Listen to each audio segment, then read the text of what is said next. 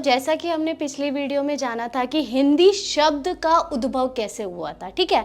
अब एक दूसरी कहानी के अनुसार अगर देखा जाए, विद्वानों के सर्वमान्य मत के अनुसार ऐसा माना गया कि हिंदी भाषा संस्कृत भाषा से निकली है। अर्थात हम यूं कह सकते हैं कि संस्कृत हिंदी भाषा की जननी है। इसी में दूसरा पॉइंट अगर देखें तो संस्कृत भाषा का जो अर्थ है वो सम और कृत से मिलकर बना है। सम का मतलब होता है अच्छी तरह, कृत का मतलब होता है बना हुआ, अर्थात वह भाषा जो बहुत अच्छी तरह बनाई गई है। इसी कारण से ऐसा कहा जाता है कि जो संस्कृत है वो देवों की वाणी है, अर्थात देव वाणी है। इसी के बाद इसे वैदिक भाषा भी कहा जाता है। क्यों? क्योंकि ये वेदों की भाषा है, अर्थात जितने भी हमारे 4 वेद हैं मुख्यतः वो पूरी तरह संस्कृत भाषा में लिखित है, ठीक है। और इन चारों वेदों को संहिता के नाम से जाना जाता है। अब बात आती है कि संस्कृत भाषा का टाइम पीरियड क्या था। तो संस्कृत भाषा का जो समय माना गया है वो 1500 ईसा पूर्व से 500 ईसा पूर्व माना गया है। और इसकी जो व्याकरण है वो पाणिनि यानी कि हमारे बहुत बड़े विद्वान रहे हैं, पाणिनि द्वारा दिया गया है।